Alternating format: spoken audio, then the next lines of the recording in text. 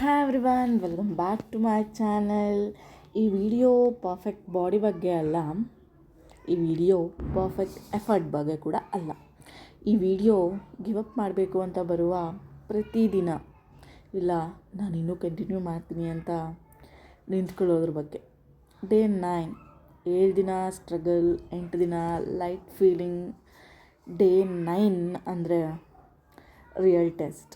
ಈ ಸ್ಟೇಜಲ್ಲಿ ಯಾರು ಕ್ಲ್ಯಾಪ್ಸ್ ಮಾಡಲ್ಲ, ಯಾರು ನೋಟಿಸ್ ಮಾಡಲ್ಲ, ಬಟ್ ನಮ್ಮ ಮೈಂಡ್ ಮತ್ತು ಬಾಡಿ ಮಾತ್ರ ನೋಟಿಸ್ ಮಾಡುತ್ತೆ. ಡೇ 9 ಅಂತ ಹೇಳಿದ್ರೆ ಎನರ್ಜಿ ಫುಲ್ ಇರಲ್ಲ, ಮೋಟಿವೇಶನ್ ವಿಡಿಯೋ ನೋಡಿ ಎಕ್ಸೈಟ್ ಆಗಲ್ಲ, ಮಿರರ್ ನೋಡಿದ್ರೆ ಚೇಂಜ್ ಆಯಿತಾ ಅನ್ನೋ ಕ್ವಶನ್ಸ್ ಬರುತ್ತೆ, ಅದು ಕೂಡ ಕನ್ಫರ್ಮ್ ಆಗಲ್ಲ.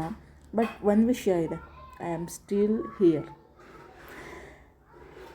ಈ ಸ್ಟಿಲ್ ಹಿಯರ್ ಅಂದರೆ ಚಿಕ್ಕ ಸೆಂಟೆನ್ಸ್ ಅಲ್ಲ, ಅದು ಸ್ಟ್ರಾಂಗೆಸ್ಟ್ ಡಿಸಿಷನ್. ನಾನು 100% ಸರಿ ಆಗಿಲ್ಲ, ನಾನು 100% ಕಾನ್ಫಿಡೆನ್ಸ್ ಆಗಿಲ್ಲ, ಬಟ್ ನಾನು 0% ಕ್ವಿಟ್ ಮಾಡಿಲ್ಲ. ಇದೇ ವಿಕ್ಟರಿ. ನಮ್ಮ ಪ್ರಾಬ್ಲಮ್ ಏನಂದರೆ we wait for motivation, but motivation ಬರೋದು ಫಸ್ಟ್ ಸ್ಟೆಪ್ ಅಲ್ಲ, ಆ್ಯಕ್ಷನ್ ಬರೋದು ಫಸ್ಟ್ ಸ್ಟೆಪ್. ಡೇ 9 ನಿನ್ನ ಬಾಡಿ ಕೇಳೋದು ರೆಸ್ಟ್ ಮಾಡೋಣ, ಸ್ಟಾಪ್ ಮಾಡೋಣ, ಇವತ್ತು ಒಂದು ದಿನ ಸ್ಕಿಪ್ ಮಾಡಿಬಿಡೋಣ ಅಂತ. ಈ ವಾಯ್ಸ್ ನಿನ್ನ ಎನಿಮಿ ಅಲ್ಲ, ಅದು ಓಲ್ಡ್ ವರ್ಜನ್ ಆಫ್ ಯು.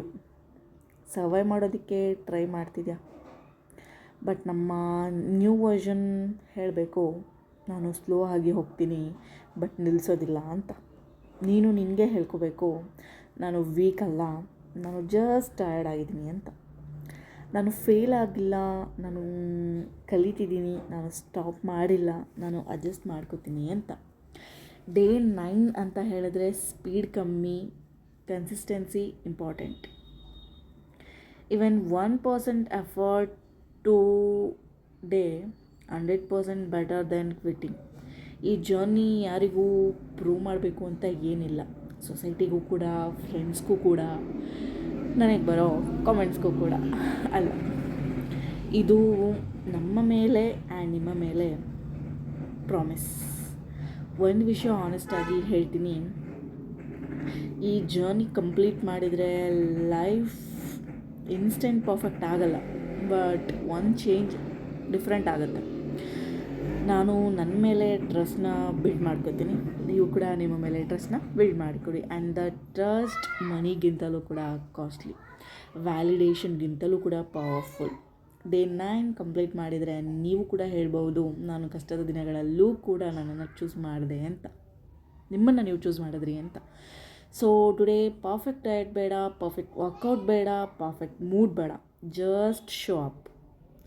ಒಂದು ಹೆಲ್ತಿ ಡಿಸಿಷನ್ ಮಾಡು, ಒಂದು ನೆಗೆಟಿವ್ ಥಾಟ್ ರಿಜೆಕ್ಟ್ ಮಾಡು, ದಟ್ಸ್ ಎನಫ್ ಫಾರ್ ಡೇ 9.